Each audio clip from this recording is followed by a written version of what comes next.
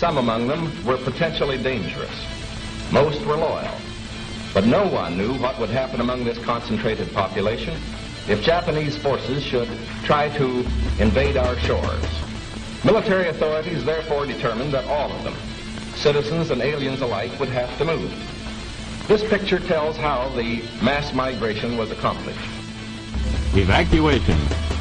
More than 100,000 men, women, and children, all of Japanese ancestry, removed from their homes in the Pacific Coast states to wartime communities established in out-of-the-way places. Their evacuation did not imply individual disloyalty, but was ordered to reduce a military hazard at a time when danger of invasion was great. Two-thirds of the evacuees are American citizens by right of birth. The rest are their Japanese-born parents and grandparents. They are not under suspicion. They are not prisoners. They are not internees. They are merely dislocated people, the unwounded casualties of war. The relocation centers are supervised by the War Relocation Authority, which assumed responsibility for the people after they had been evacuated and cared for temporarily by the Army. A relocation center, housing from 7,000 to 18,000 people, the entire community bounded by a wire fence and guarded by military police, symbols of the military nature of the evacuation. Each family, upon arrival at a relocation center, was assigned to a single-room compartment, about 20 by 25 feet. Barren, unattractive. A stove, a light bulb, cots, mattresses, and blankets. Those were the things provided by the government.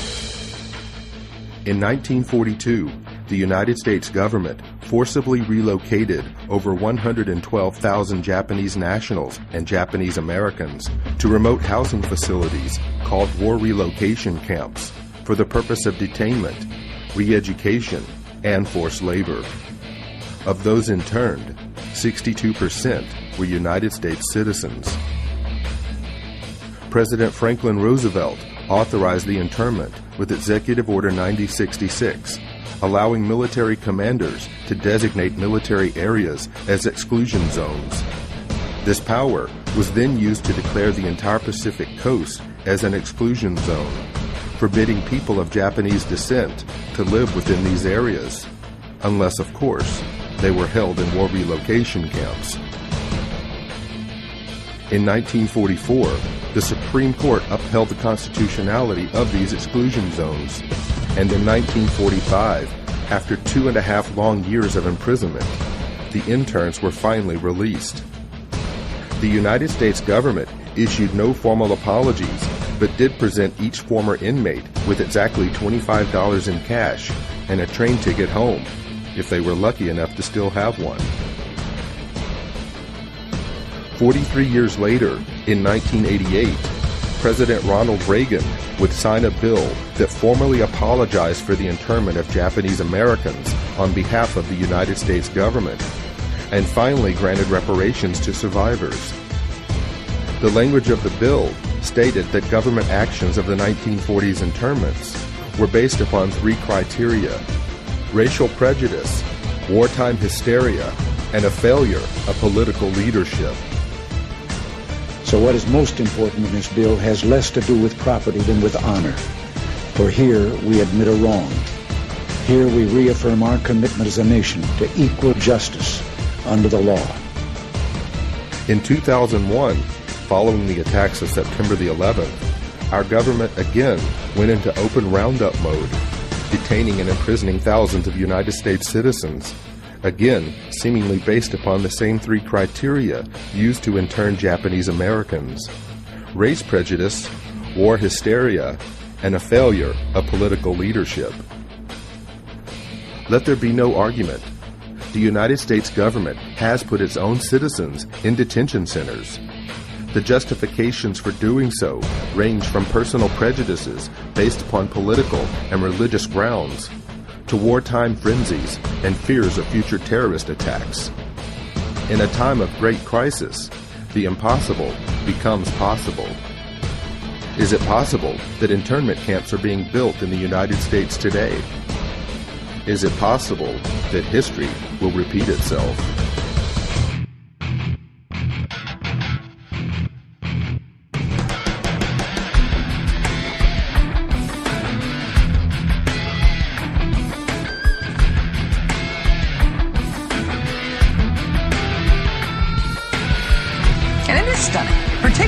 to hear President Obama claim the power to keep people in prison indefinitely with no charges against them, no conviction, no sentence, just imprisonment.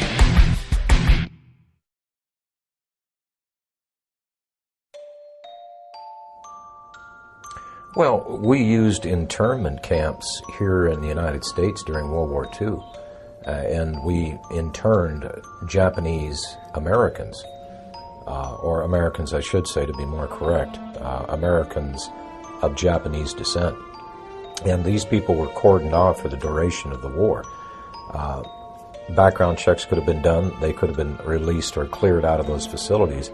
But it was thought best, because there was so much animosity toward the Japanese for the attack on Pearl Harbor and subsequent deaths of U.S. soldiers, that these people just be kept out of sight in one of their detention facilities. On April 1st, 1979, by Presidential Executive Order 12127, the Federal Emergency Management Agency was created for the purpose of coordinating the response to disasters that have occurred in the United States and that overwhelm the resources of local and state authorities. Upon its creation, FEMA absorbed the Federal Insurance Administration, the National Fire Prevention and Control Administration, the National Weather Service Community Preparedness Program, as well as several other federal-level preparedness programs. FEMA was also given the responsibility for overseeing the United States Civil Defense, a function which had previously been performed by the DoD's Defense Civil Preparedness Agency. In 2003, FEMA became part of the Department of Homeland Security's Emergency Preparedness and Response Directorate. FEMA follows three simple directives. 1. National emergency recovery. 2. Continuity of government. And 3. Combating perceived threats to the existing social and political order.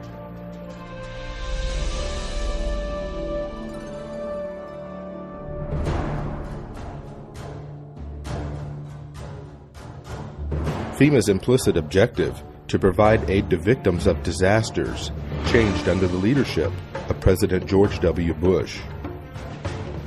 Although some may argue, prior to the Bush administration, FEMA's reaction time for responding to and the handling of national emergencies was beginning to improve. But in 2003, President Bush would shift the focus of responding to emergencies in America by placing FEMA under the umbrella of the Department of Homeland Security, whose stated objective was and still is to protect our nation from dangerous people. Did the Bush administration's war on terror mentality take priority over the government's emergency response to provide aid to victims during a national disaster? We're fighting evil. And I remember my first words to him were, Mr. President, my estimate is that 90% of the population of New Orleans has now been displaced. 90%? Yes, sir, I believe it is that bad. That's how bad it is. I really thought that would get just the whole mechanism of the federal government to come charging in, is once again this mentality that it's a natural disaster. It's a hurricane. It's not Al-Qaeda. The most important job of government is to protect the homeland. In the midst of a searing heat wave, Jefferson County residents lined up in their cars for food and water, wondering what took so long. Slow. Everything is slow. The man who runs the county, Judge Carl Griffith, agrees, and in a meeting with President Bush this morning said FEMA's delivery of relief supplies was unacceptably slow. To save American lives, we must be able to act fast. A real distrust of the federal government, especially with the levee system, because now the Army Corps has pushed that date back now to 2011. It was supposed to be up by 2010. As requests for emergency assistance poured in after Hurricane Katrina, one applicant listed this as his address, the Greenwood Cemetery in New Orleans, FEMA promptly issued a check for $2,358 for rental assistance. That's just one of thousands of examples of alleged fraud and abuse described in a new report by the investigative arm of Congress. Cost to taxpayers about $1 billion. The examples are so egregious that what they tell us is that FEMA didn't perform even basic checks to safeguard taxpayers' money. Well, today the outrage spread to Congress where House members accuse FEMA of a cover-up. 2 years after Katrina, 76,000 FEMA trailers are still being used to house families who lost their homes. Many of the trailers have high levels of formaldehyde, which can result in dangerous respiratory problems. 3 of my children began having severe nosebleeds several times a week. It got so bad that this past Tuesday I actually had to go to the emergency room. Several deaths may well be linked to toxic levels of formaldehyde gas. It is a sick organization. And it has totally lost the confidence of the people of America. Overnight, FEMA decided to stop issuing debit cards at Houston shelters, but almost no one there hoping for a card had any idea. Pile everybody up in the van and come up here, and we can't even get what they said we was going to get. Even Houston's relief coordinators told FEMA a heads up would have been helpful. We just made sure everyone understood that every time they change their mind in Washington, D.C., it affects people here that are trying to deal with tens of thousands of people. We're talking about damage from Hurricane Rita last year, 2 devastated schools, and kids and parents waiting for help. A few months ago, the folks at FEMA told the schools, one in Iberia Parish and one in Vermilion Parish in Louisiana, that they would get millions to relocate to higher ground. FEMA even helped them draw up the plans. And then FEMA took it back. Endless delays, he says, caused by FEMA, which just last week delayed money for rebuilding yet again. They're more worried about their own positions in FEMA, their own salaries, than the recovery process down here. There is a new hitch to report about those infamous FEMA trailers. After spending nearly $3 billion taxpayer dollars to buy them, it turned out many went unused, and now FEMA is unloading them at bargain basement prices while other people need them. After a lengthy investigation, the congressional architects of the Department of Homeland Security concluded today that FEMA, the agency that is supposed to respond to hurricanes and national disasters, should be taken out of the mammoth Homeland Security bureaucracy, disbanded, then put back together in a better way and placed under direct control of the president during emergencies. A Senate report on the government's response to Hurricane Katrina says FEMA is so far beyond repair that the agency should be scrapped. It said that agency failed, in its view, to anticipate and then respond to Katrina. FEMA is discredited, demoralized, and dysfunctional. FEMA is discredited, demoralized, and dysfunctional.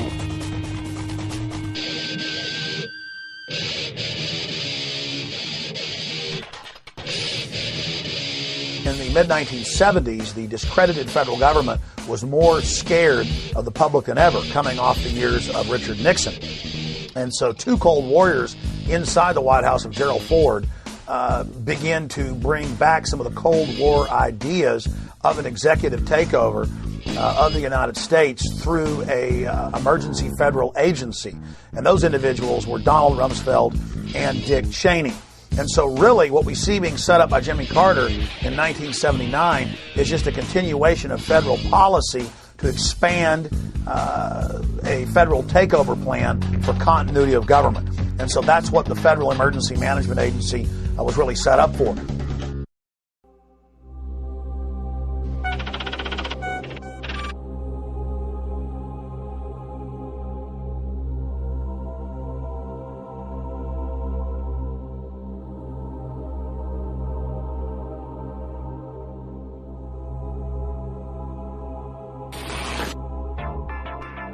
Colonel North, in your work at the NSC, were you not assigned at one time to work on plans for the continuity of government in the event of a major disaster? Mr. Chairman. I believe that question touches upon a highly sensitive and classified area, so may I request that you not touch upon that, sir. One of the programs that got exposed during Iran-Contra was Rex 84. And Congressman Jack Brooks, in those hearings, brought up the fact that in reality, FEMA was a cover for a huge continuity of government program in case the American people ever rebelled. And that was the architecture or the blueprint for the illegitimate shadow government to fully take over the functions of the entire federal government, suspend the Constitution, suspend the Bill of Rights, and arrest whoever they wanted to. And FEMA was going to control the camps that the people were going to be put into. And FEMA would be the main governmental institution with different directors over every agency. And now when you watch FEMA on television, it's always a colonel or a general or an admiral in uniform who's over the different departments. The martial law portions of Rex 84 were outlined in a 1982 memo written by FEMA Deputy John Brinkerhoff. Martial law was to be declared in the event of a national crisis, yet the plan did not define the term national crisis. The plan allowed FEMA to take control of both federal and state governments, appointing military commanders to replace duly elected officials. The plan also called for the rounding up of at least 21 million American Negroes for delivery to numerous military bases converted into prison centers, also known as FEMA relocation camps. Why? Because at that time, African Americans were classified as one of the largest threats to the continuity of the federal government. Who does the federal government consider the biggest threat these days? The convergence of globalization and technology has created a new brand of terrorism. There were persons who, for whatever reason, came to view their home country as the enemy. The kind of right-wing, religious-based domestic terrorism. Disturbing news tonight about homegrown terror. Part of this is big change in the White House, a new cultural experience, and some of the crazies are coming out of their closet. Right now, it looks like there is no connection between the men arrested and any known terrorist cell. Homegrown. Homegrown, I should say. Folks, we've got a very serious situation here. I'm holding what is called the right-wing extremism, current economic and political climate, fueling resurgence and radicalization and recruitment. And in it, we talked about the fact that they define pro-lifers as domestic terrorists. They put this in a Department of Homeland Security document, this official assessment, now saying pro-lifers, people that believe in end-time prophecies, people that are opposed to the administration's position on immigration, those of us that are standing up for the sanctity of life and for the sanctity of marriage, all of those are now potential, and this is what they're saying, domestic terrorists. It's a terrorist next door that could be our bigger threat. They call people who believe in the sanctity of life, who believe in owning firearms, who believe in serving their country in the military and coming back, who are very concerned about the policies that this nation is embarking on, spending too much money, taxing too much. It's all listed right here. These are the domestic right-wing extremists. 1 million names under the watchful eye of the United States. America's so-called terrorist watch list has hit the record number, according to one of the country's most prominent civil liberties groups. That's a lot of people to keep track of. They're adding new people all the time. It's a secret list that you don't know really quite how one gets on, and you don't know how you get off. They're coming out and profiling huge groups of people. You know, if you voted for a certain political candidate, you should be considered a potential threat. And you couple that with things like the Patriot Act, where if you are a threat in their eyes, you can be held without access to judge, jury, and without access to a lawyer or even to your family. That's very concerning because we've watched our country go through and do this to brown people, you know, overseas. They're rounding up enemy combatants and they're putting them in camps and they are torturing them. That is a fact. We know that. In May 2007, President Bush signed the National Security Presidential Directive 51. The unclassified portion of NSPD 51 states that in the event of catastrophic emergency, a cooperative effort among the executive, legislative, and judicial branches of the federal government, coordinated by the president, will replace normal governmental procedure. Most Americans would agree that it would be prudent to have a plan to provide for the continuity of government. They have such a plan. They introduced a little sketchy public version that's clearly inadequate and doesn't really tell us what they have in mind. But they said, don't worry, there's a detailed classified version. But now they've denied the entire Homeland Security Committee of the United States House of Representatives access to their so-called detailed plan to provide for continuity of government. They say, trust us. Trust us. George W. Bush or Barack H. Obama, the corruption, the tyranny just expands like PDD 51, where the president says, Congress, you have no authority over any way the government runs ever again during an emergency. The presidency runs everything. You are literally titular. You are a figurehead.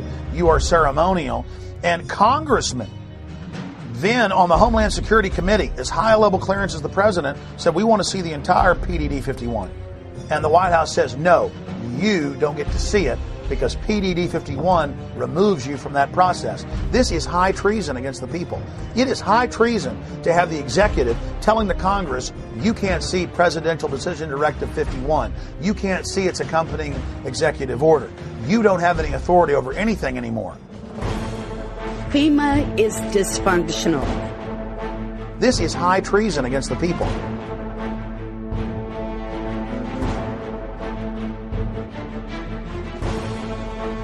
The FBI's counterintelligence program was a series of covert and often illegal programs conducted by the United States government and aimed squarely at investigating and disrupting dissident political organizations within the United States. According to a Senate Select Committee study chaired by Senator Frank Church and including such members as Phil Hart, Walter Mondale, and Barry Goldwater, the FBI's motivation for conducting these programs was protecting national security, preventing violence, and maintaining the existing social and political order.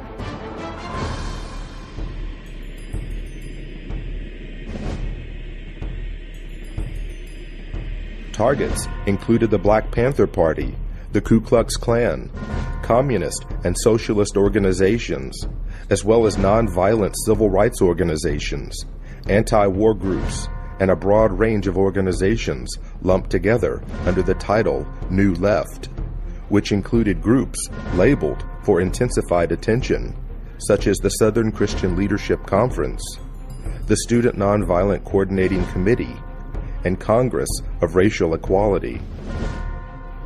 Over the course of 4 presidential administrations, FBI Director J. Edgar Hoover ordered FBI agents to expose, disrupt, misdirect, discredit, or otherwise neutralize the activities of these movements and their leaders.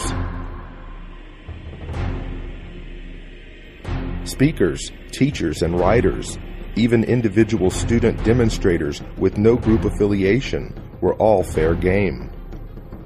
Individual case studies revealed that the FBI was successful in preventing the distribution of books, newspapers, and periodicals.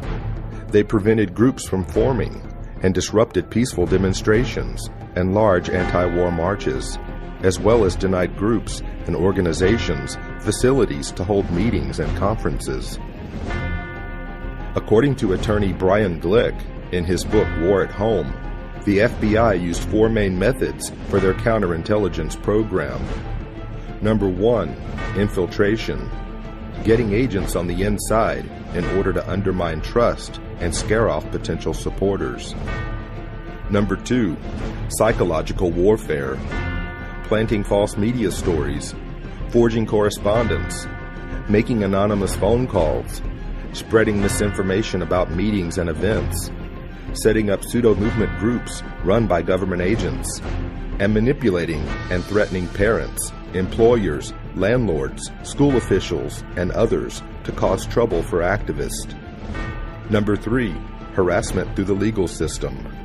The FBI and police abused the legal system to harass dissidents and make them appear to be criminals. Officers of the law gave perjured testimony and presented fabricated evidence as a pretext for false arrest and wrongful imprisonment. They also discriminatorily enforced tax laws and other government regulations. Number 4, extralegal force and violence. The FBI and police threatened, instigated, and themselves conducted break-ins, vandalism, assaults, and beatings, all in the name of maintaining the existing social and political order.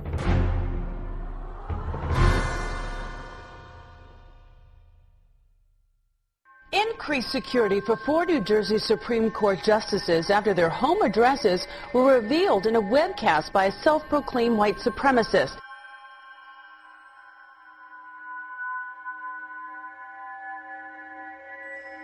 Welcome to the Hal Turner Show. Doesn't a noose symbolize hate, bigotry, division?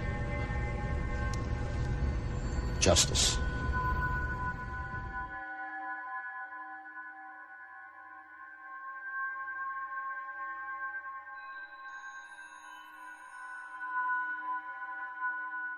Who are you? Where are you calling from? Hola, this is Pedro. Spick, from San Diego. Don't call my radio show anymore, you filthy spick animal.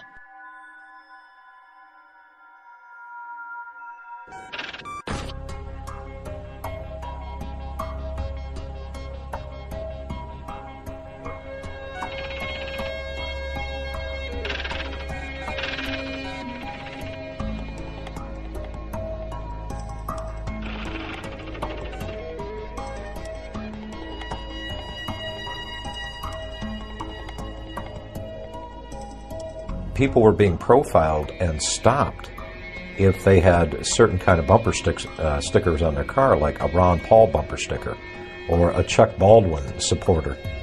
And as you read the Make report, bits and pieces that were lifted right out of the Project Megiddo report back in 1999 by the FBI, describing what terrorists were, how law enforcement could identify potential terrorists.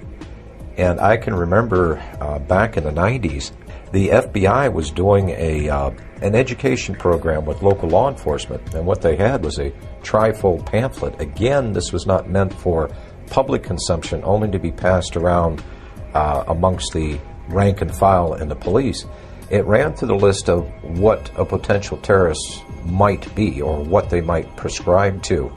And the list is kind of interesting. If you were a supporter of the Constitution, if you were an ardent supporter of the Second Amendment, or even if you were a person of deep religious conviction, you might be a member of a certain cult. And going back to Project Megiddo, it's all basically the same thing. That if you have any strong beliefs in anything, that you could be a possible threat. You could be a terrorist threat against government structure.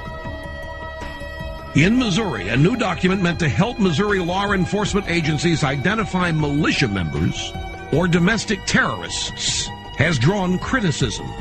The February 20 report called the Modern Militia Movement mentions such red flags as political bumper stickers for third-party candidates, such as Ron Paul, who ran for president, talk of conspiracy theories such as the plan for a superhighway linking Canada to Mexico, and possession of subversive literature. So the state police in Missouri have been told that if you see a car with a bumper sticker that opposes the so-called creation of North American Union, the superhighway, that you are probably following a militia member, that you are following an anti-government radical. If you see a car with a bumper sticker that says Ron Paul for president, you might be dealing with a violent radical. Exercise extreme caution.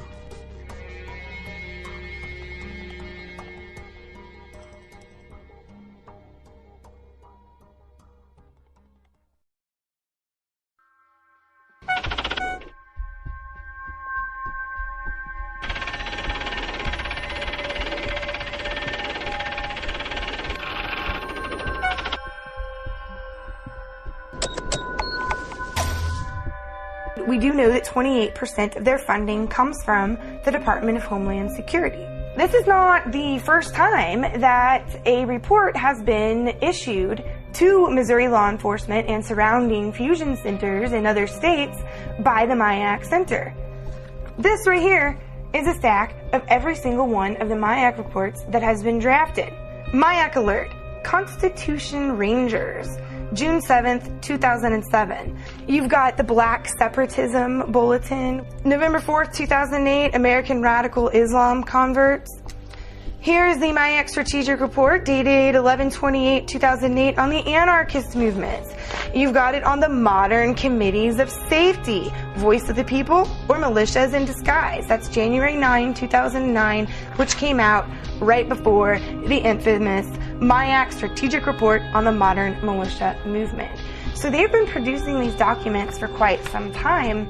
If the people profiled in this document could be considered a potential threat to law enforcement, that means they could be considered a potential domestic terrorist. And if you have the word terrorist attached to your name, whether it is domestic or foreign, the Patriot Act still applies to you, whether you're an American citizen or not. I remind you that before the Nazis began to persecute and incarcerate and kill and so forth the Jewish people in Germany, the first thing they did was label them as extremists and fanatics and all these kind of things and get the people conditioned against them. And then with the approbation of the general populace, they were able to unleash the fury of the state against them, and we all of course know what happened as a result of that.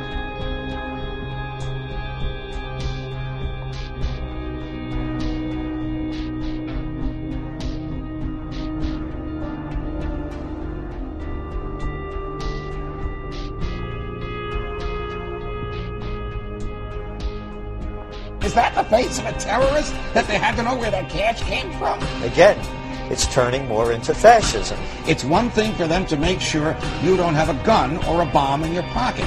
It's another thing for them to not like a book.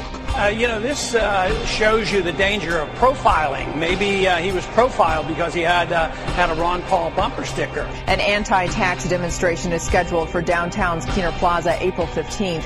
But charges are flying that one of the organizing groups is an extremist anti-government group. The Southern Poverty Law Center and the Anti-Defamation League have their own opinions about the Constitution Party. I think we'd consider it a fringe right-wing political party that we consider to have extremist roots. When we talk about the New World Order, it is mimicking, if not duplicating, language that comes out of organized white supremacy.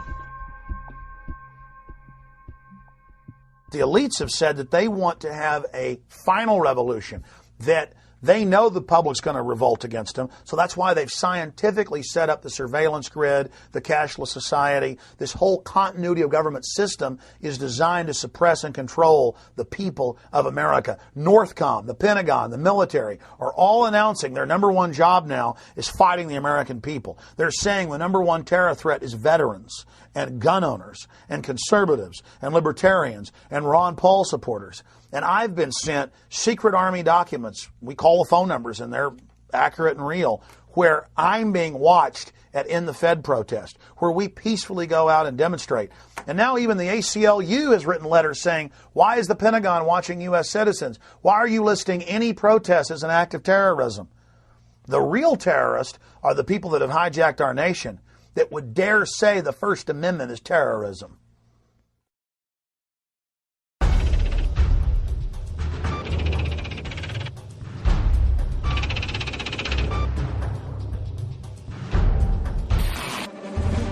Two new reports out document an alarming rise in the number of hate groups in the United States. The Southern Poverty Law Center's intelligence report found 926 active hate groups in the country. That's up more than 50% from just 2000. Morris Dees is the founder of the Southern Poverty Law Center. He joins us from Montgomery, Alabama. Good morning, sir. Your report dovetails with a brand new report from the Department of Homeland Security claiming basically the same thing. And they say part of it is because of the election of President Obama. Other part of the responsibility goes to the deteriorating economy. Political climate, the election of Obama, the immigration issues that have faced the United States over the last 5 to 10 years, and now especially the economy, is almost causing a resurgence of what we saw in the days of Timothy McVeigh. almost a militia movement that's being reborn in the United States. Homeland Security says people who oppose abortion or worry about the threat of illegal aliens could pose a radical threat to America. It warns about groups and individuals dedicated to single issues like abortion, immigration, and gun rights, and even raises a red flag about veterans returning home from the wars in Iraq and Afghanistan. Doesn't this report seem to lump in ordinary Americans who have real concerns about stuff with nutjob racists and anti-Semites? There's one thing that's glaringly missing here. No discussion about the real terrorists, the Al-Qaeda cell groups and others that are located inside the United States. It's all about domestic. It's not overseas. It literally changes the entire focus for the Department of Homeland Security has been doing. I was passed by an Oklahoma City police officer vehicle. They slowed down, got in behind me, followed me for about 3 miles, and then pulled me over. When the officers approached my vehicle, they asked me if I knew why I was being pulled over, and I said no, I had no idea. And they said it's because of the sign in the back of your truck. And I said, my sign that says aboard Obama, not the unborn? And the officers said yes, that's why. Later that afternoon, I got a call from the Secret Service. They wanted to do a quick walkthrough of my house to make sure I wasn't some kind of radical racist. Why would Americans, under the guise and the threat of worldwide terrorism, why would they willingly give up or relinquish their rights to government when our rights did not come from government in the first place? Our rights merely came from God. They were enumerated by the government, put in the Bill of Rights as a reminder not to us, but those in power as to not violate them. I know the history of government, not just American government, but the history of government well enough to know that most governments acquire power and they do not like dissent. We are losing our freedoms in the United States. Most Americans do not realize that we have free speech zones in the United States. I mean, talk about an oxymoron. You know, all of the 50 states are a free speech zone. You're an American. That by definition creates a free speech zone. We have freedom of speech because we stand up and say what we think, not because the Founding Fathers ratified the First Amendment in 1791. So if we're losing the free speech zones, the governments in general throughout history have tried to quell dissent by controlling the media, which we already have in this country, and by generating fear of confrontation. After Seattle, the feds said we can't allow protests anymore in America. It's too dangerous. That's why we're going to have free speech zones miles away from where the events are, in baseball fields, in church parking lots, where nobody can see you or hear you. You've got your First Amendment, but you've got it way over here miles away. That all started as a beta test in Seattle in '99 with the police, after they'd staged the riots, with hired anarchists, coming up to people saying nowhere in the city could they even wear a pin saying no WTO. And the police say, hey, First Amendment is suspended in Seattle, and the news pushed it like it was a good idea and the right thing to do. The lines are open. This is First Word, ladies and gentlemen. At 877-367-2526. Whatever's in your head, call and share it at this moment. Hello. Yeah, how you doing, Alan? My name's Austin from Florida. I was recently looking around on the Army's website, Army.mil, and I came across this document called the Civilian Inmate Labor Program. This was put out in 2005, and I was just reading over the first couple pages. Just in the first couple pages, this document on the Army's own website talks about converting military bases and installations into giant prisons and establishing civilian inmate labor programs. Have you ever heard of this? No. This is on Army.mil if anyone wants to look it up. Okay. It came out in 2005. Another conspiracy theory. This is on the Army's website, Yeah. sir. All right, so we're all going to be in prison, right? They're going to have prison camps? I don't know, but, obviously there's a document that has Yeah, there are lots of plans documents for it. in lots of places. But this is on the military's own website. Yeah, okay. There. Yeah. Army.mil. Okay. I'm at Army.mil. Says the link's broken. There's no such Army.mil. Can you get to Army? I can't get to Army.mil.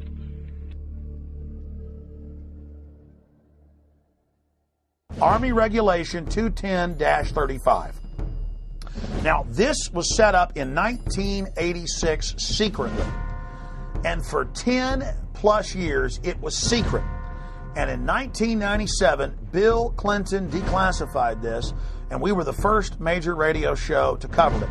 Since then, it's been expanded. This lists 12 camps to hold American citizens that have been built by the United States Army. And ladies and gentlemen, some of these facilities have U.S. citizens in them now. But it's all being done administratively. To beta test the Army running camps, they did deals with the federal government and now states to take prisoners convicted in the civilian courts and to then stick them on U.S. military bases administered by the Bureau of Prisons but operated by the U.S. Army. So see, they're taking state and federal prisoners and sticking them under Army control and building these civilian inmate labor camps all under Rex 84 right out in the open, and no media will ever touch this.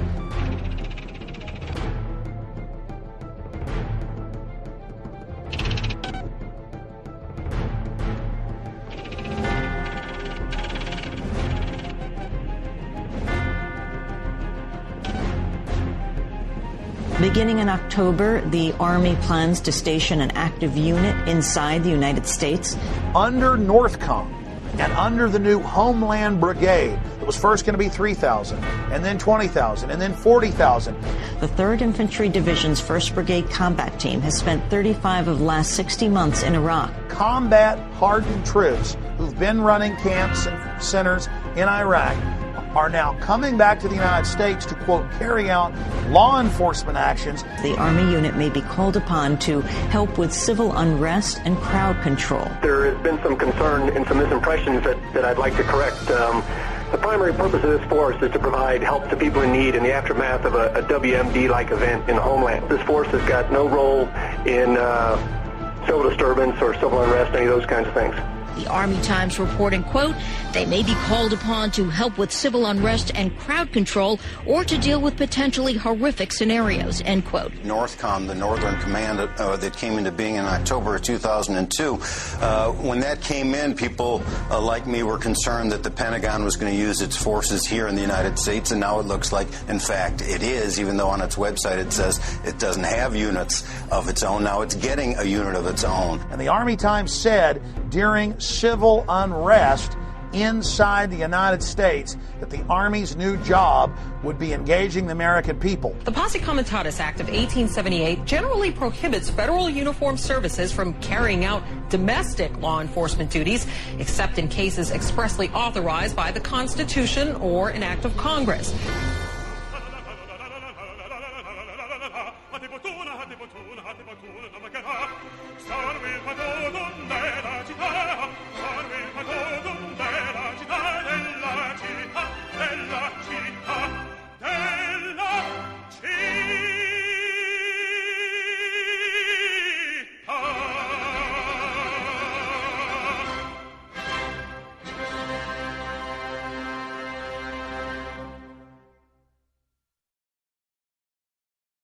They can't just come in and say, you know, I want to see everything in your car. I want to see everything in your house. I want to go through your computer. You either have to voluntarily hand that over to them, or they have to have probable cause and get a warrant to do that. So it's very clear that the government does not have the authority to be spying on us. That was not the intent of our founders when they created this system of government. Over the last decade, we've seen the introduction and enactment of some of the most dangerous legislation ever to be conceived by our elected officials, who have not forgotten who they serve, but only now reveal to the American people, through the fruit of their own actions, that our rights and our freedoms are secondary. The USA Patriot Act allows for American citizens to be picked up and incarcerated indefinitely without charges, and allows law enforcement to conduct warrantless and secret searches of Americans' property and possessions. The Military Commissions Act dissolved the cornerstone of our Constitution by removing the writ of habeas corpus, allowing the permanent imprisonment of enemy combatants, and disallowing petitions to the court to know why you've been locked up in the first place.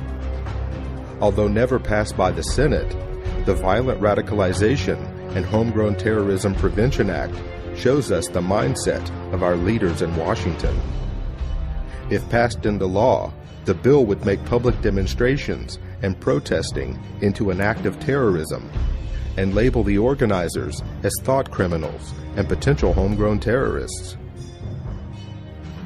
Now that the federal government has the authority to sneak, snatch, and lock up its own citizens, a new bill has been introduced by Congress that gives the feds a place to hold those outspoken dissenters and potential domestic terrorists. The National Emergency Centers Establishment Act, or H.R. 645, allocates military bases to be converted into FEMA emergency centers. It also mandates that these camps be built complete with public works, medical, and educational facilities, just like the Japanese internment camps of the 1940s. Why is the media on one hand saying there are no FEMA camps, but on the other hand, legislation has been introduced to build them? H.R. 645, titled the National Emergency Centers Act, directs the Secretary of Homeland Security to establish national emergency centers throughout the United States. It's all being done for your own good. The bill directs these camps to be built in existing military installations, whether operational or not, for the stated purpose of providing temporary housing and to meet other appropriate needs as determined by the Secretary of Homeland Defense. Here's H.R. 645 legalizing what has already been developed, what's already been paid for by FEMA. And that is these FEMA camps for everybody's safety, these FEMA camps for everybody's comfort, these FEMA camps that the people need during emergencies. The government doesn't build things that are not needed or that there aren't contingency plans that say there's a reason for them. Also, it's been reported by WorldNet Daily that the Department of Homeland Security has already awarded nearly a $400 million contract to Halliburton to build some temporary detention centers on an as-needed basis. We know this is their main attack profile, is old, shut-down bases. And so you go point them out and go, look, the barbed wire is facing in, or look, this is a designated FEMA camp. And they say, well, where are the people? Where are the people in the camp? The point is, it's a designated facility for that. Conceivably, these are the kinds of camps that could be used for political dissidents, just like occurred in Nazi Germany. I got a feeling in the next few years that you may start to see some American citizens end up in these camps for questioning the government. The president can declare a national emergency, and it can be anything. It can be a hurricane, or it can be political protests or civil disorders like we saw in the race riots. I think the government's anticipating that there's going to be a increased reaction against the economic downturn, and this could lead to kinds of street riots and protests we've seen in countries such as France. If we do not have a government which is controlled and limited by the Constitution, then our personal motives and preferences are irrelevant. It doesn't matter if you have freedom of speech if you're in a, FEMA concentration camp. It doesn't matter. You're certainly not going to be allowed to have a gun inside a concentration camp. And, all of our rights are predicated on a free America. And if we don't have a free America, all of the other questions become moot. Don't these companies have a responsibility morally if they're in there building camps and building shackles and building barbed wire facing in to speak out and say this is unconstitutional in the United States? Well, of course they do. But Kellogg Brown and Root was connected to some of the contracting that went on at Camp X-Ray, Guantanamo Bay in Cuba. So this is their business. I talked to the Department of Homeland Security spokespeople, and they affirmed the contract with this KBR, the former Halliburton company, was in place. The Department of Homeland Security was ready to build these contingency as-needed detention centers anywhere in the country in the event of any kind of a national emergency, including natural disasters or, again, riots or protests. Just because you think someone might commit a crime doesn't mean that they have done anything. And does not mean that you have the right to punish them for what you think they are going to do. In our system of government, you're supposed to be innocent until you are proven guilty, not guilty until you're proven innocent. And so if you can be declared guilty or potentially guilty before you even lift a finger, that is bordering on thought crime. That is bordering on punishing people for pre-crime.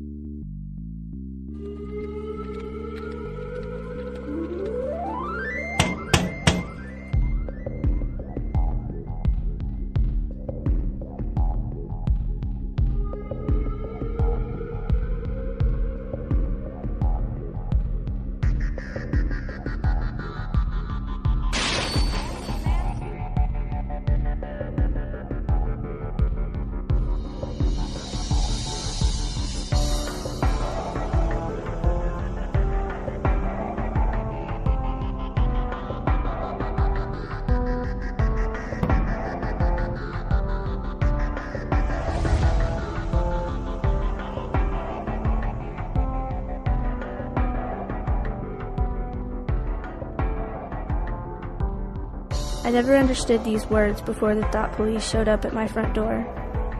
Liberty isn't something that we touch or feel or grasp in our hands. We can't taste it or smell it or hear it. It doesn't have a particular shape or size or color. It's intangible, elusive, and in constant need of nurturing, or else it withers and dies on the vines of tyranny. Modern tyranny is a lot more sophisticated than the Hitlerian or Stalin-esque things we've seen in the past. But even in Hitler's day, they knew how to sell it. And they advertised the camps as, hey, look, people don't like you here in the Warsaw Ghetto. You're not allowed to have jobs. You're not allowed to work. Get on the trains. We're coming to take you to a safer place where you're going to be able to work and be amongst your own people. They put them on trains, took them to the camps, killed the old and infirm, worked the other people to death. And they advertised, hey, we're going to delouse you, going to give you a shower, march right in here.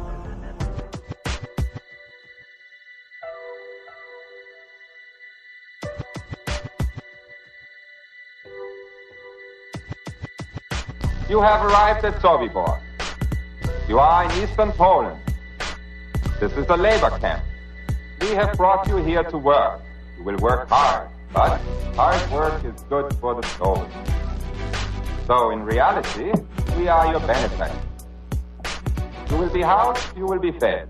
All we ask is your cooperation. If you do your job, you will have nothing to fear. You will be given postcards. Write to your relatives, friends, to tell them that you have arrived here safely. We will mail them for you. Unfortunately, there have been reports that typhus has broken out at several labor camps. We do not want typhus at Sobibor. Therefore, first you will be taken to the shower facility, where you will each have a hot shower. Naturally, men and women will shower separately. Women will have their hair cut short before they shower. While you are showering, your clothing will be disinfected. Remember, the better your behavior, the easier your stay will be. As they roll this system out, this total federalization out, they're selling it as if the FEMA camp is a place that the disadvantaged and the poor and the illegal aliens, as the economy collapses, will need to come, will need to stay. Now, in this more modern, sophisticated system, they're going to advertise the camps. They're going to show people getting the free concert, with a rock and roll star, or the Sunday night movie, or the free medical care, and they're going to be beating down the doors to get in the camps. Another way is to have an economic collapse that's fabricated. Okay, you cut lending from banks. Nobody has any money anymore. The economy tanks. Okay, then you've got massive people homeless everywhere. Then there's a problem. Economic collapse. The reaction is people get desperate and need a home. Solution is we present the home to you, which is the FEMA camp, which will be advertised as a wonderful place. Of course, it's a lie. So what you have there is they fabricate a problem to create reactions, which gives the solution they originally wanted in the beginning, which was to get everybody into the FEMA camps. That's how this is the story of history. It's happened over and over and over.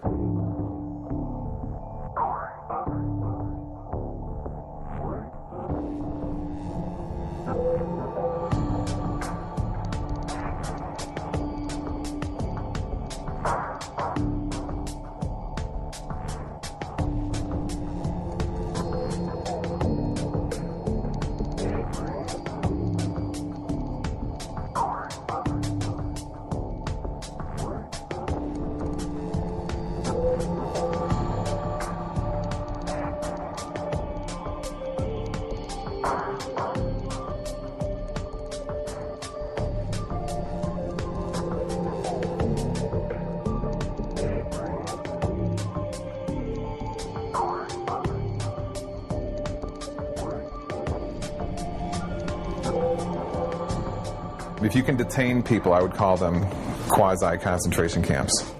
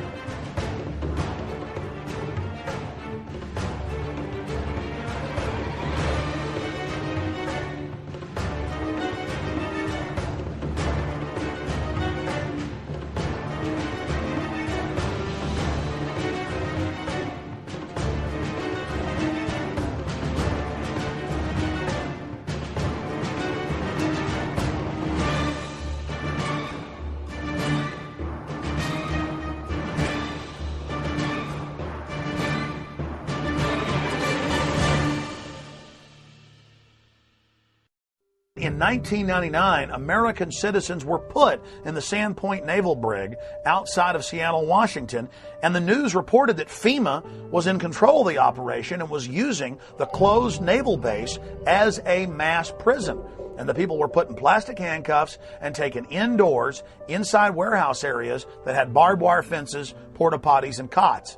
The same system we saw set up at Pier 57 a few years later in 2004 for the Republican National Convention in New York City. Convention protest groups are not happy with what they call a clandestine detention center. We discovered officers that had to spray tear gas to control one protester, and then at least 4 officers held down another protester. The recent discovery of a makeshift jail in Denver's warehouse district is causing outrage among some. It's a warehouse filled with makeshift jail cells to be used if there are mass arrests. It was apparently constructed to hold DNC protesters. Those cages are for the safety of law enforcement agents and those who are arrested, but Recreate 68 calls this place a concentration camp, unfit and inappropriate. We don't need another gulag or stalag or prison, whatever you want to call it, to house people who just want to express an opinion of a better world. That's why we have the protests. This lot sitting right next to where we're filming right now, it's fairly big, comprising several acres. That itself we readily turned into a holding area by virtue of some concertina wire, some observation guard post, and a security ring. Doesn't take much. It can be a sports arena. It could be abandoned airports. It could be abandoned military facilities.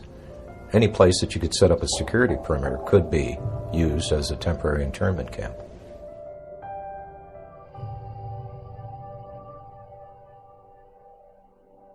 Well, it's recording. We got a FEMA RV thing right over here. I don't think that's a big deal. I think it's a security guard.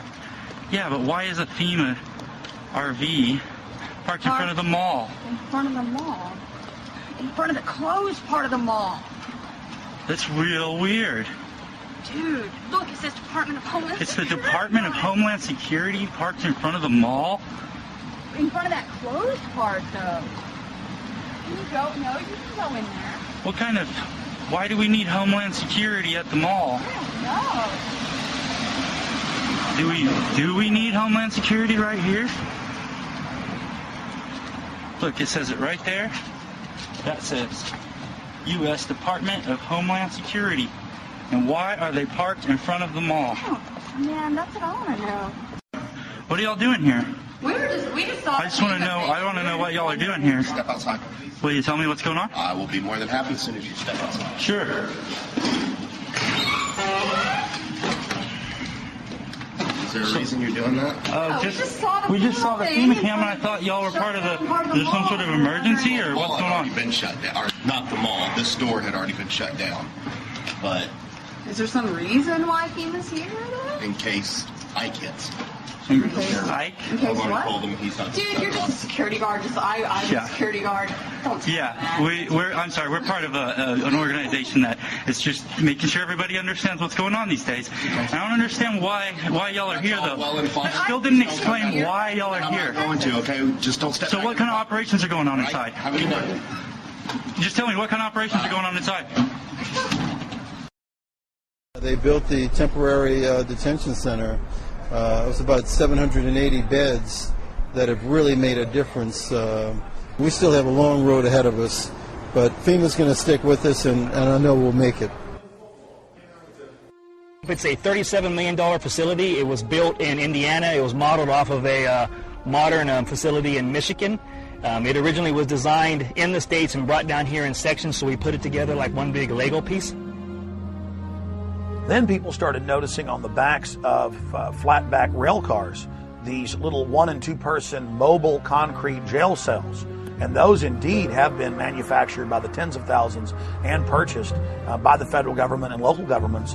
And they've been stockpiling on county, city, state, and federal land hundreds and hundreds and hundreds per site of these little mobile concrete jail cells. So there certainly is a buildup of that type of equipment.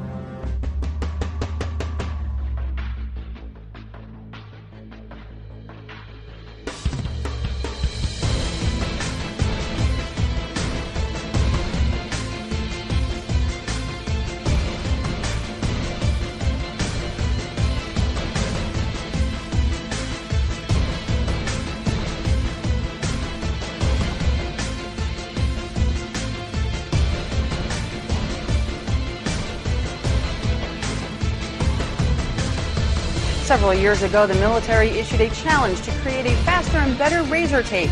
They wanted a barrier that would be at least 50 inches taller than the standard fence and one that could be deployed faster than 30 man-hours. Ulster County-based Cobra Systems is getting ready to ship the first batch of its express razor wire to the U.S. military. The system allows soldiers to lay hundreds of yards of wire from the back of a vehicle in just a few moments. This is more of an action of a country that has gone absolutely berserk, that they feel that they would have to jail their own citizens, that the government would fear its own people so much that they would be talking about detaining people or incarcerating them or vetting them or investigating them or whatever.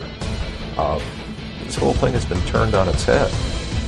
So anytime that you can demonstrate the power of government and you want to condition people into a way of thinking or to intimidate them or make them fearful, do actions that are going to put the fear of government and authority in people's hearts, strike that chord and make them shut up. Just when people in this country should be doing exactly the opposite, because I don't even recognize this country anymore. Attention, attention, attention. American forces are here to help. Remain calm. We will not tolerate civil disobedience.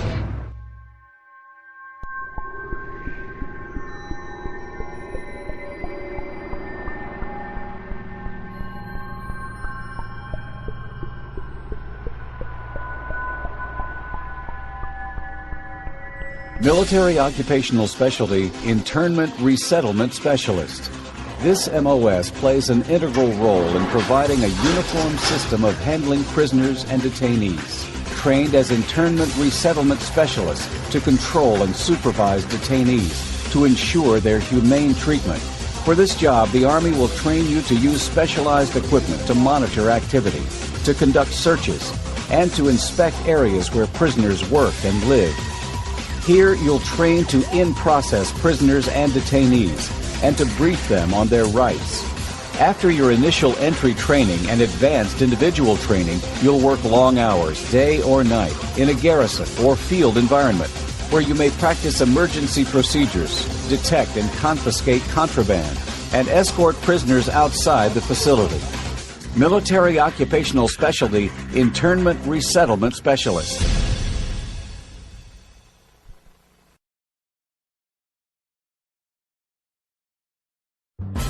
The burden of service has fallen almost exclusively onto the backs of our military. And that's why I won't just ask for your vote as a candidate. I will ask for your service and your active citizenship when I'm President of the United States. Citizenship is not an entitlement program. It comes with responsibilities. A young person joining our military must know that we will only send them into harm's way when we absolutely must. We need to ease the burden on our troops while meeting the challenges of the 21st century. People of all ages, stations, and skills will be asked to serve. Because when it comes to the challenges we face, the American people are not the problem, they are the answer. We cannot continue to rely only on our military in order to achieve the national security objectives that we've set. We've got to have a civilian national security force that's just as powerful, just as strong, just as well-funded. Everybody somewhere between the ages of 18 and 25 will serve 3 months of basic training and understanding in a kind of civil defense. That universal sense of service, somewhere between ages 18 and 25, will give Americans, once again, a sense of what they are to be American and their contribution to a country and a common experience. We were taught, my brother and I, is that you have an obligation to give back. That's why community service has been such a big part of my life. Our troops need to know that we're making the same commitment to this country that they've made. I love Obama.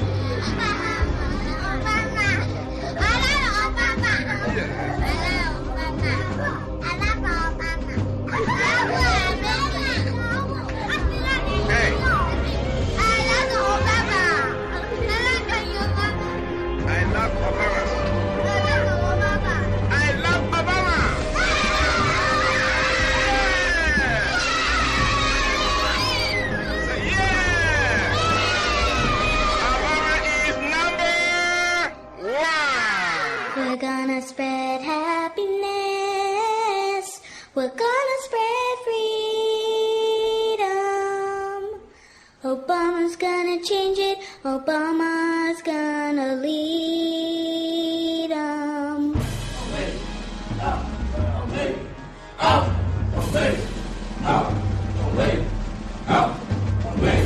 Since then, even the New York Times has reported that they're training the Boy Scouts now with Homeland Security to, quote, take on disgruntled veterans and gun owners in, quote, seek and destroy operations. And they had photos in the New York Times of these kids dressed up in Homeland Security outfits going after veterans and gun owners. Stalin said, give me somebody before age 7, I can turn them into anything I want. So that's why there's this push. Get the kids into the school system. Get them to not follow evidence. Get them to only do as they're told. Get them to be little robots. Get them to think it's normal to march up in lines and act like little soldiers and so forth. And then later in life, they'll never know the difference. Everybody has to get rid of the idea that they're an individual.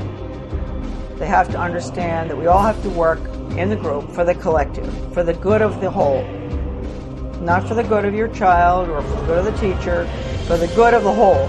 If you have to give up some of your most cherished beliefs, and that they have to train you to give these up because it's going to be for the good of the whole, you give it up. What this legislation does then is to help harness this patriotism and connect deeds to needs. We cannot continue to rely only on our military in order to achieve the national security objectives that we've set. We've got to have a civilian national security force that's just as powerful, just as strong, just as well-funded.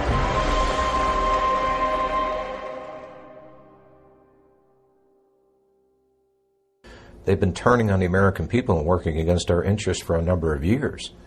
And the people that you may be seeing that are going to be targeted to be put into these camps, these dissidents, these disenfranchised, disaffected people,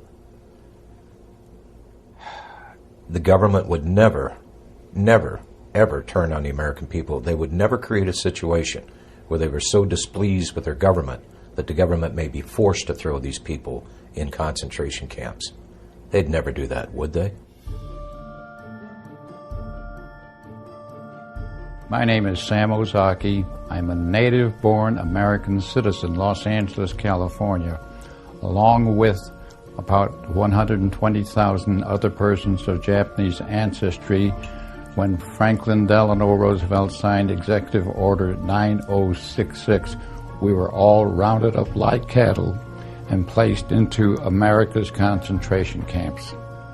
They had designated areas where people would report, and they were transported by bus to they called them assembly centers. They didn't have facilities to house 120,000 persons, so they took over racetracks, fairgrounds, places like that.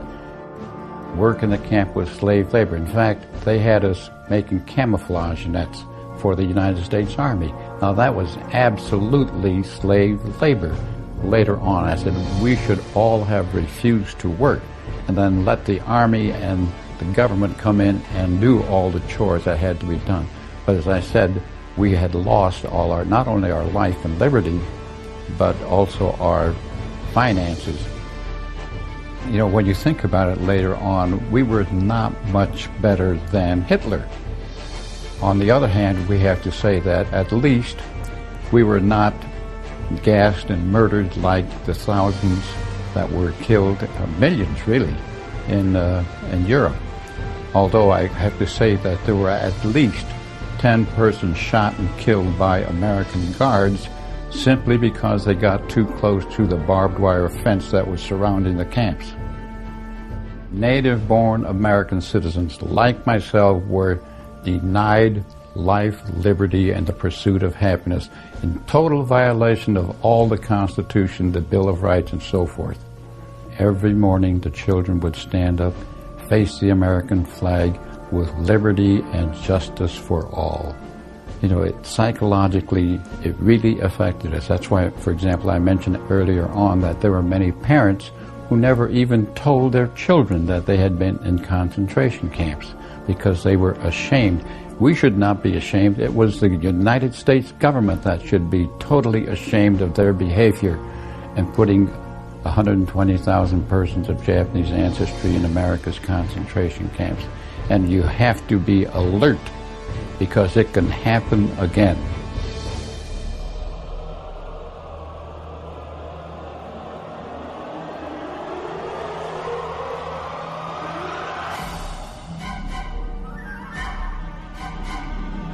If we look at American history between 1942 and 1947, the data that was collected by the Census Bureau was handed over to the FBI and other organizations at the request of President Roosevelt.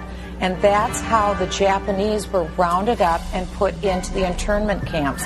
I'm not saying that that's what the administration is planning to do, but I am saying that private personal information that was given to the Census Bureau in the 1940s was used against Americans to round them up. I think there is a point when you say enough is enough to government intrusion. And you had mentioned this earlier, 28 pages. I have the survey right here, Glenn. This is the 28-page survey. This is the short form that every American will get next year. Does the federal government really need to know our phone numbers? Do they really need to know, like you said, the date and time that we leave, mental stability? You know the one question that's not on this survey, Glenn?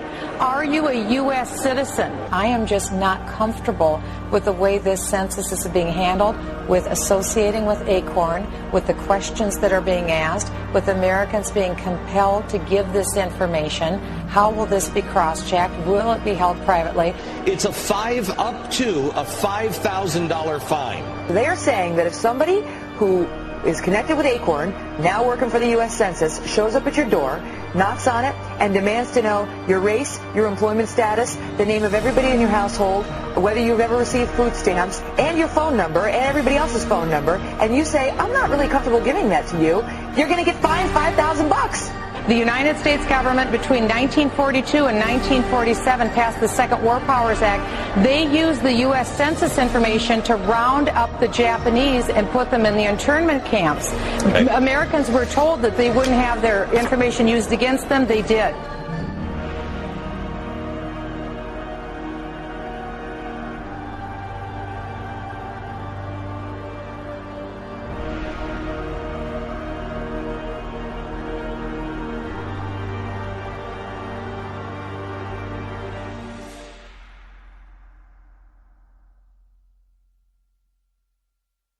Well, one of the things that we're fighting here in Oklahoma City, we have a radio show called Radio Free Oklahoma, and we try to get the information out about the upcoming swine flu vaccines.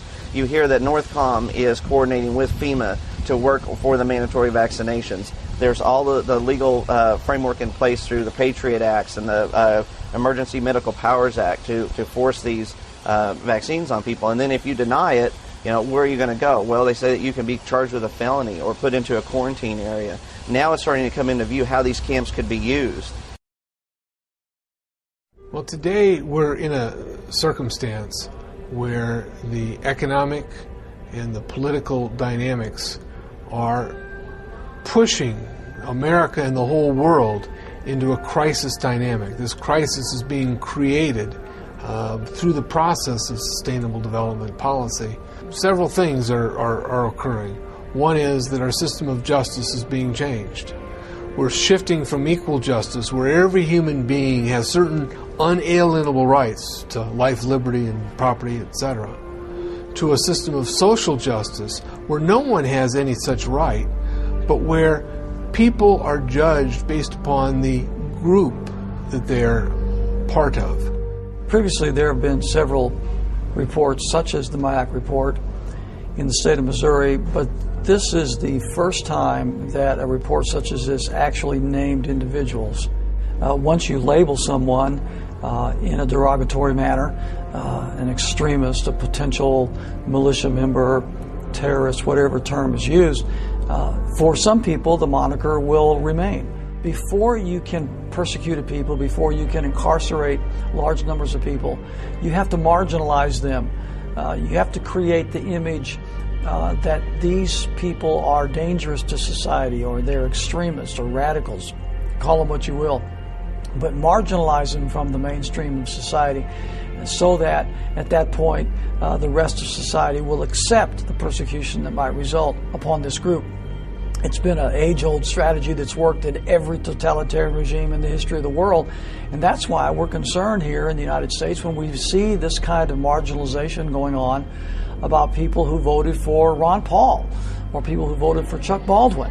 Why are they being marginalized? Why are they being singled out as a potential danger to society? And I think it's shades of the strategies and tactics of totalitarian regimes in history past, and that should never happen in this country. The people in Washington, D.C. haven't represented what was on the American people's minds for a long, long time. They are the most disassociated, discombobulated, disconnected people on this planet. And they necessarily had to do that for all the violations of the Constitution that they've done. Just how far are you willing to go before you stand up and say no more to the federal government? Our founders actually intended for the federal government to be very small and limited, and that most of the service of government was to be done in the states. And so I think there's probably a growing conflict between states and the federal government. And I think there's some really good reason for the federal government to be concerned right now, because I think there are a lot of people in the United States that are beginning to say, where are we going to draw the line in the sand and say no more to the federal government?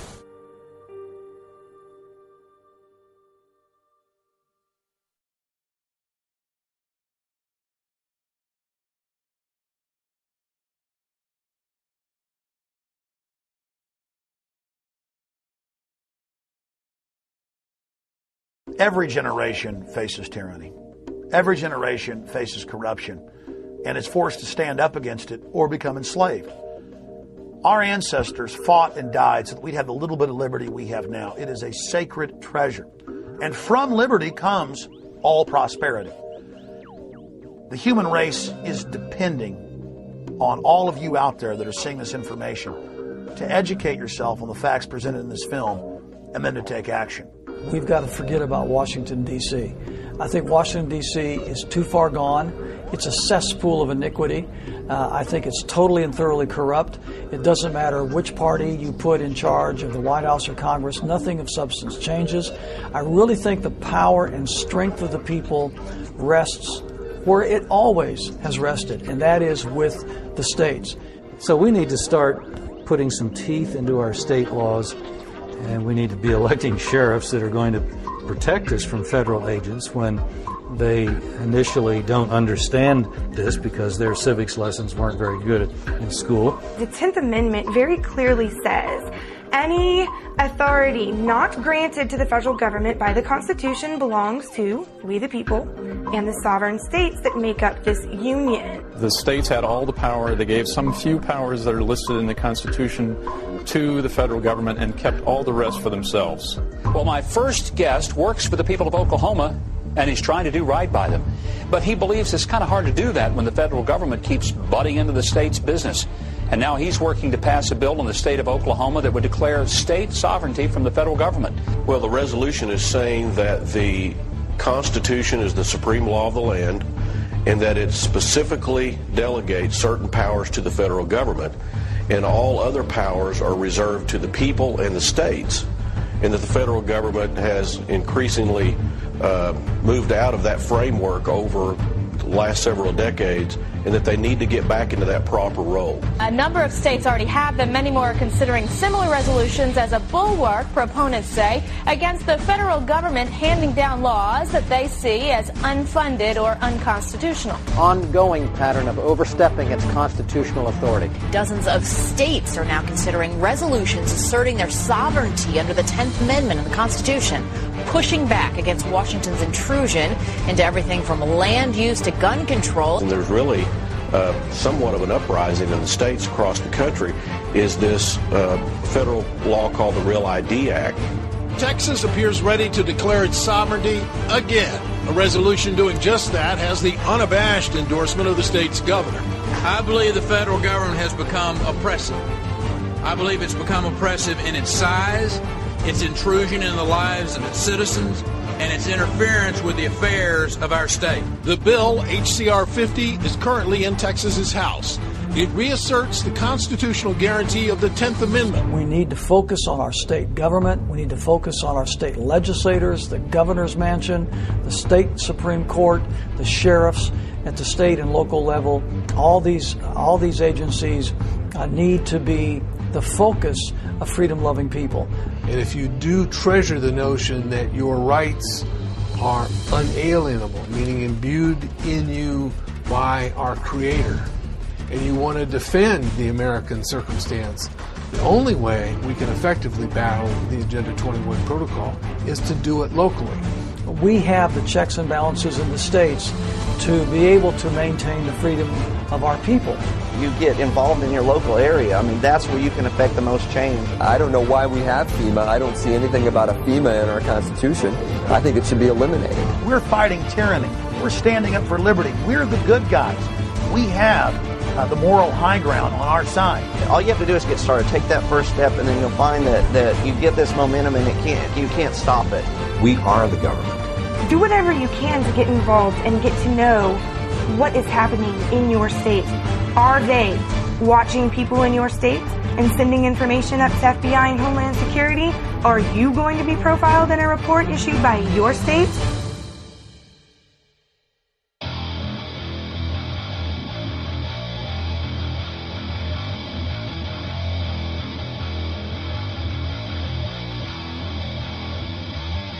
Just be alert, study your Constitution, learn all you can. I think there's certain basic organic documents that you need to become familiar with. I would start with the Mayflower Compact. The next one I would urge you to read is Patrick Henry's famous speech where he ended by saying, "Give me liberty or give me death." Certainly the Declaration of Independence is one it's a philosophical framework. The Constitution came along after that to be actually the blueprint or the framework of a building built upon the ideas espoused in the Declaration of Independence. You must read the Federalist Papers and the Anti-Federalist Papers, Northwest Ordinance, George Washington's Farewell Address. These are the organic documents from which we came, and it basically expressed who we were when we attained to greatness. It's who we need to go back to.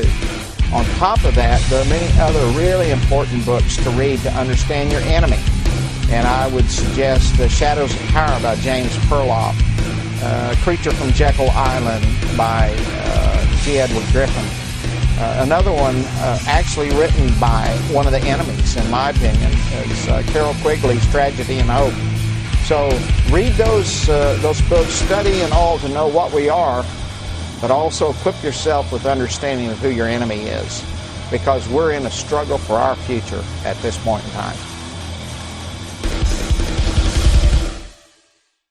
I am now working at a network that will follow through on a story. I am not a journalist. I'm just a guy who cares. I'm sorry. I'm just a guy who cares an awful lot about my country. And I think you do too. But sometimes, for political reasons or whatever reasons, people just won't follow a story. I have to tell you, I'm doing a story tonight that I wanted to debunk these FEMA camps. I'm tired of hearing. You know about them? Sure. I'm tired of hearing. I wanted to debunk them. Well, we've now for several days done research on them. I can't debunk them. And we're going to carry the story tonight. I don't know anything about them. So. It is our government. If you trust our government, it's fine. If you have any kind of fear that we might be headed towards a totalitarian state, look out. I've been watching Glenn Beck for a long time, and I saw him say that Ron Paul supporters are basically all terrorists and that the Army should watch Ron Paul supporters. Then he became Ron Paul's biggest buddy. I watched him come out repeatedly and demonize the 9/11 Truth Movement or anybody who questioned anything the government did.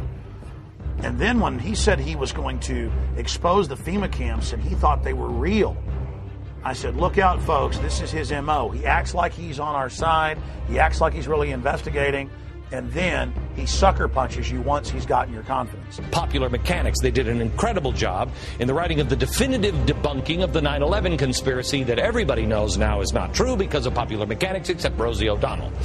James is here now to do the same with the FEMA camps. He specifically was going to build a straw man argument and go after some of the fake stories of false FEMA camps, like the Amtrak train station. This is an Amtrak repair facility in Beech Grove, Indiana.